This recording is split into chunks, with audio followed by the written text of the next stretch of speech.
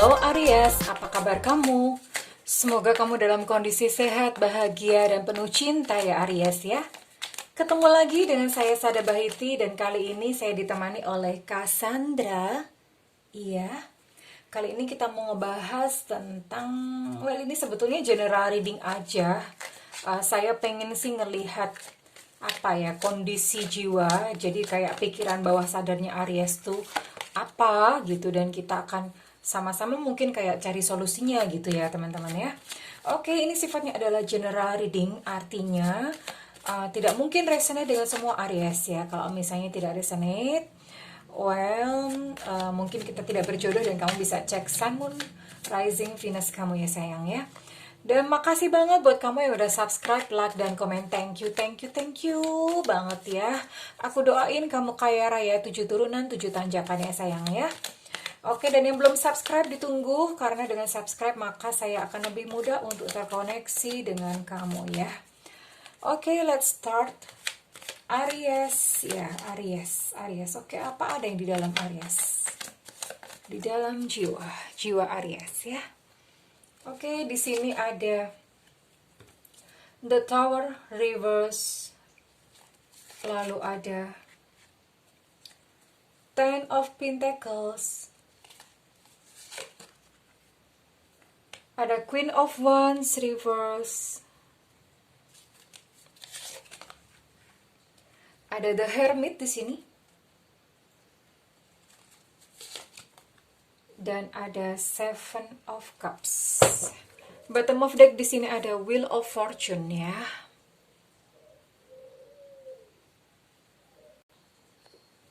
Oke, Aries. Ini kamu ada. Jadi mungkin ini ada Aries yang dia harus mensupport keluarganya secara finansial, atau kebalikan, secara finansial masih disupport oleh keluarga. Nah, ini ada Aries yang begitu ya. Jadi masih antara belum mandiri secara finansial, masih tergantung kepada keluarga, atau justru keluarga ini menjadi tanggungan atau tanggung jawab dari Aries. Ya, ada Aries yang seperti itu. And then di sini ada King of Wands. Di sini ada Aries yang moody, lalu kemudian hanya mengikuti suasana hatinya sendiri, lalu punya keyakinan sendiri yang kekeh, tidak mau dikritik dan cenderung keras kepala. Ini ada Aries yang seperti itu ya.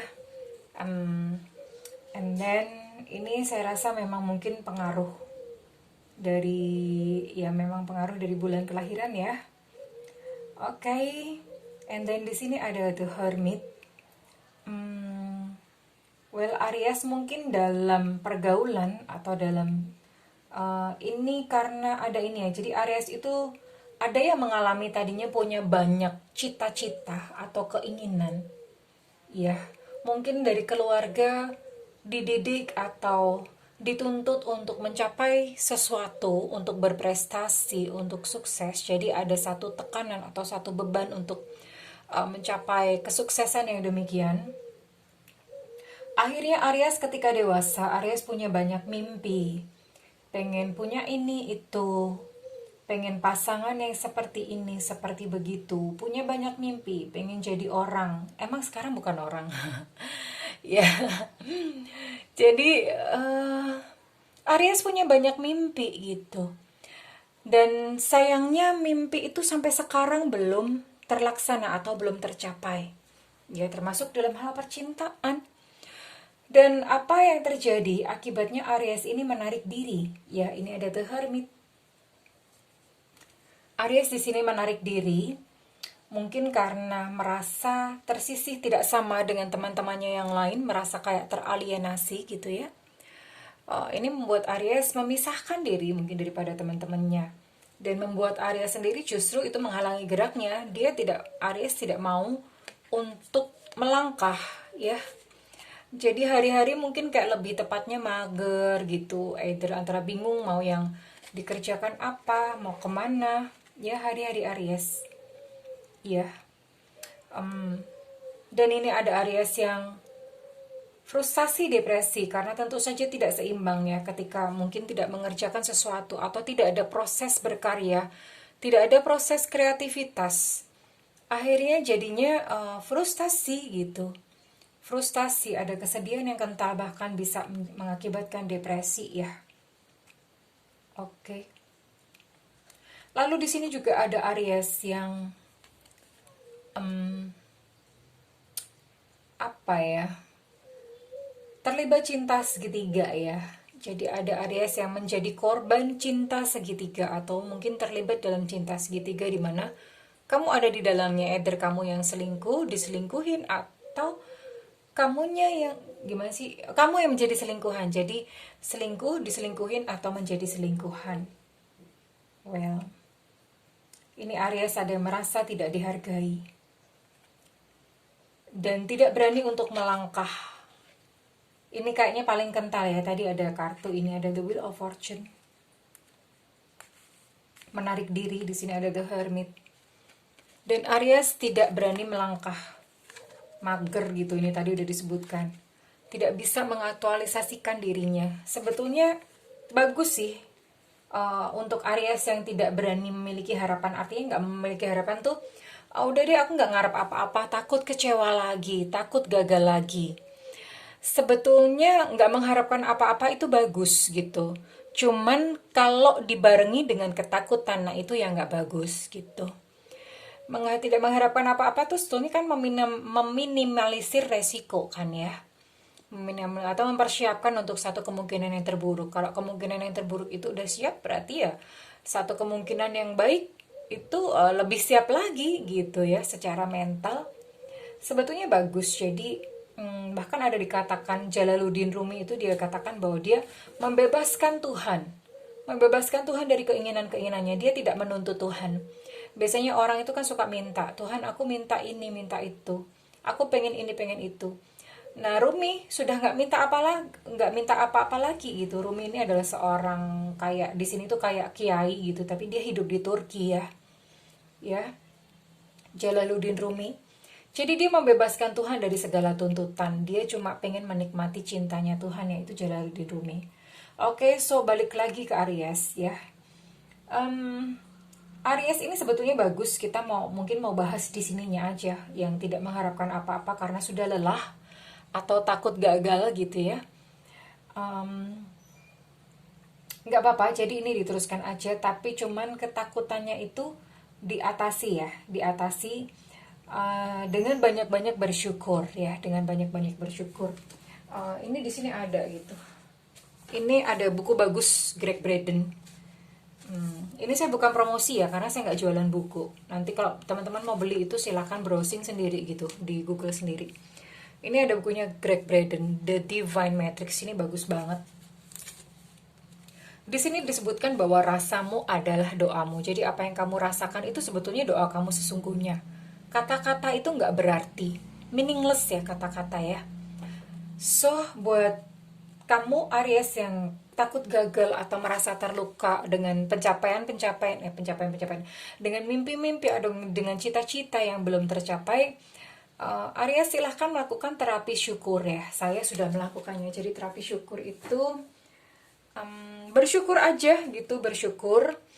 Bangun pagi bersyukur, tersenyum bersyukur, berterima kasih, perbanyak bersyukur ya. Dalam kondisi apapun, ketika kamu teringat ketika habis melakukan sesuatu, bilang aja alhamdulillah. Lebih bagus sih kalau saya menyarankan pakai kata-kata bahasa Indonesia ya. Terima kasih ya Allah, terima kasih ya Tuhan, terima kasih ya Allah. Sebutkan atas apa sesuatu yang kamu bisa syukuri ya, sesuatu yang bisa syukuri.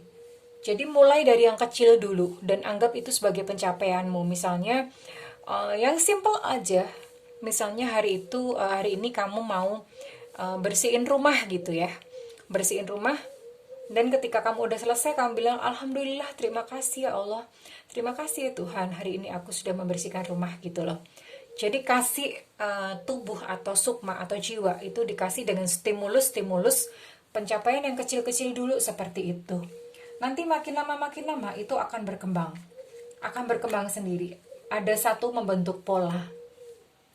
Pola yang tadinya kegagalan demi kegagalan tercapai, akhirnya berubah menjadi pencapaian-pencapaian atau keberhasilan-keberhasilan. Tercapai keberhasilan apa? Mulai dari yang kecil dulu ya. Mulai dari yang kecil dulu.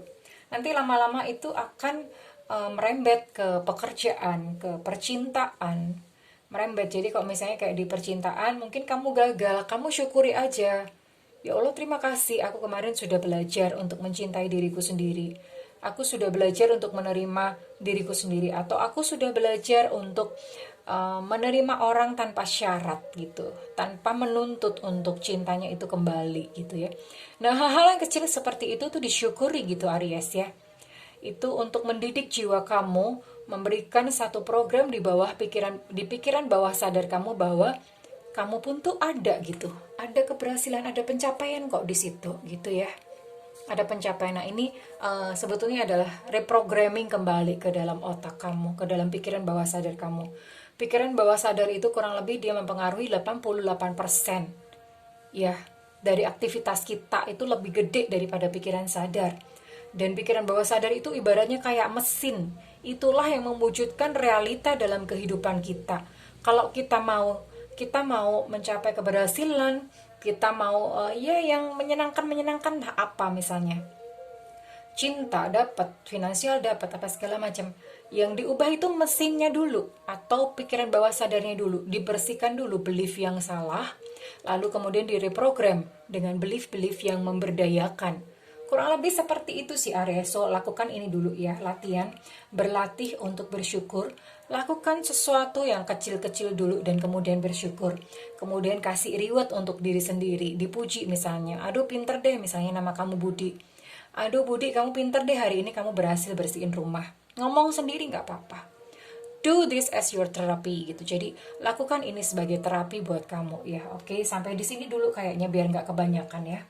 Oke Aries, kalau misalnya kondisi ini resonate dengan kamu, saya minta feedbacknya di kolom komentar ya sayangku ya. Namun kalau misalnya tidak resonate, it's okay, nggak apa-apa. Kita akan kembali dalam pembahasan tentang serial pemberdayaan diri. Besok-besok lagi ya sayang, saya akan kasih banyak value di sini. Saya pengen teman-teman itu bisa keluar dari segala kondisi yang tidak memberdayakan ya. Oke, dan kalau misalnya kamu menginginkan personal reading atau counseling, silakan hubungi nomor yang tertera di kolom deskripsi dan tentu saja berbayar ya sayang ya. Karena energinya itu nggak main-main, saya tiap hari gitu ya, reading orang gitu ya. Dan buat kamu yang misalnya kamu tidak memiliki budget, silahkan nyalakan belnya, loncengnya ya. Karena nanti sesekali saya akan mengadakan live reading di YouTube ya, bukan di WhatsApp. Nah, kamu nyalakan loncengnya supaya nggak ketinggalan ya sayangku ya. Oke, kurang lebih seperti itu Aries. Saya mendoakan agar Aries menemukan cahaya dalam perjalanan kehidupannya. Terima kasih Aries, I love you and bye-bye.